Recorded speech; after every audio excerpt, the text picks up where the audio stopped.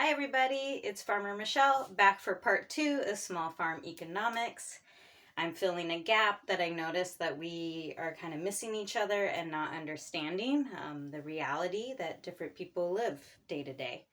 I wanted to share some definitions so that we have a vocabulary that we are agreeing on and sharing. I want to say that I did not study business. I did not study economics in school. I am not a certified CPA or accountant, right? Those people would have more expertise on the proper definition. This all comes from my lived experience and all the workshops and all the research I've done to understand this stuff and live it and file my taxes and my accounting correctly. So, a reminder that Good Rain Farm is a direct-to-consumer LLC farm. So I am the single member of a limited liability company, and I sell direct to consumers. That's any business that has a farm stand, that sells at farmers market, that sells sells subscription boxes of food like I do, a community supported agriculture, a CSA farm. There might be some small amounts of wholesale where we're selling direct to schools and institutions, restaurants, or small grocery stores. But that's all, it's pretty direct in a way that traceability is easy to follow. And that has other connotations for the business model. But that's who I am, that's what I'm speaking from, and I wanted to start here with these words. So, revenue versus gross income, they're the same word. Don't ask me. I cannot understand why there's all these different words. And we use them interchangeably, revenue, income, profit. They are somewhat distinct. So when it comes to revenue or gross income, revenue is all of the money coming into the business. So anytime that I sell my produce in any of those pathways I mentioned earlier, I sell baby plant starts, I sell workshops, I sell speaking or consultation time, all of the money that I make and book under the Good Rain Farm logo is our revenue. That is also known as gross income. So why gross income and revenue? Because we also have net income. So net income is, you think of a pool skimmer. You're going to take a net and scoop out all the leaf and debris out of your pool.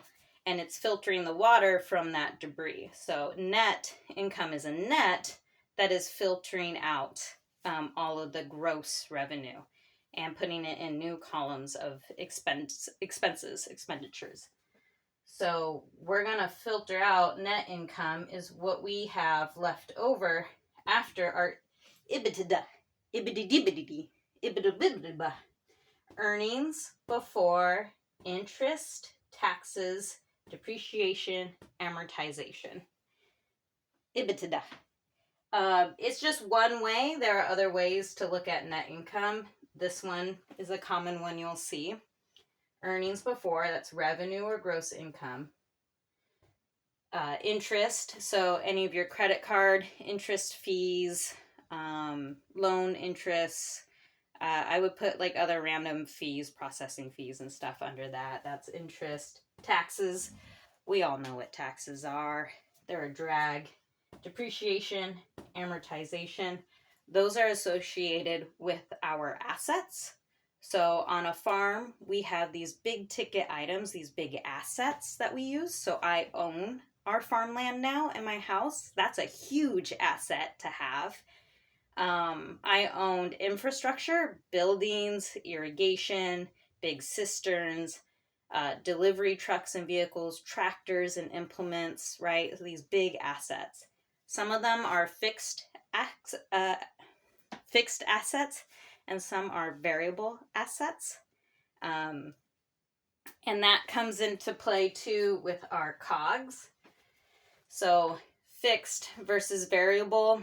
The land, pretty fixed. Buildings, they're pretty fixed. Like their value over time and their cost of maintenance and everything over time is more fixed. It's fixed on the land, but it's fixed in how we value it.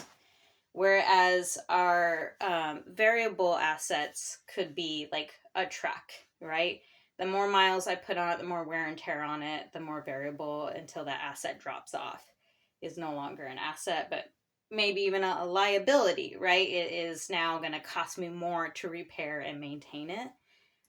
But initially, it is an asset that I can quickly sell. It's liquidable, liquefiable, which means easy to sell. Whereas a high tunnel, the land, other buildings, they take time to sell or have to sell in conjunction with others.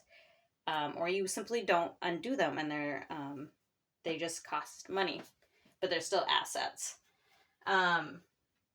We have COGS, as I mentioned. COGS also have fixed and variable costs, fixed and variable evaluations to them. Cost of goods sold. COGS, cost of goods sold.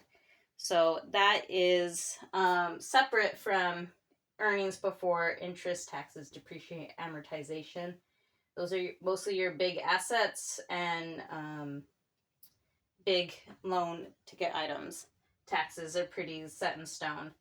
Then we have cost of goods. Cost of goods are I buy seeds, I buy soil amendments, I buy potting mix, I replace trays, I pay all my utility bills, right? I buy new dry erase markers.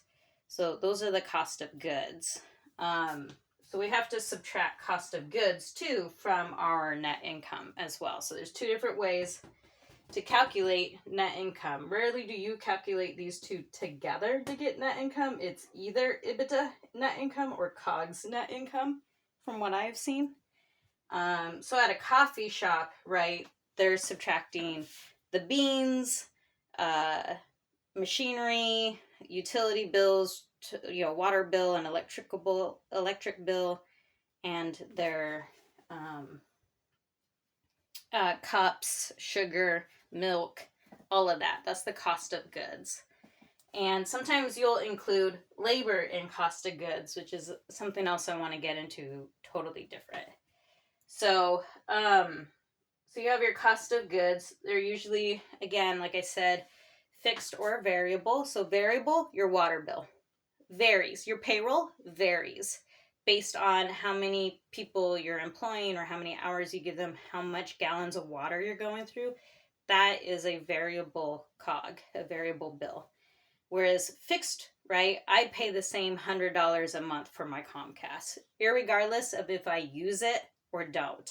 That's how much Comcast charges every month on the dot. That's same for my insurance. It's the same, right? I don't have variable insurance. You can get it. It's a good flexible option. But for me, it is, your car payment. There's certain things that every month is the same dollar amount month after month. That's a fixed cost of goods versus a variable cost of goods, something you can actually impact and change based on how you organize and operate your business. So after you subtract all of that, you also have to subtract payroll. And that's a whole other topic.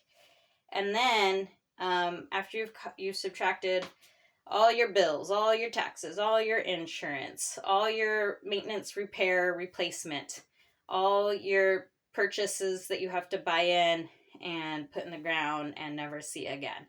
All of that, right? And then you subtract all your labor, all your payroll, then you get profit. Profit's whatever is left over after that. I would argue that for most small businesses, they don't see profit. And I'll talk about that when I talk more about payroll in the next video. But thanks for joining me and sharing these definitions. Let me know in the comments if I've goofed them or I got pretty close in my understanding. All right, take care.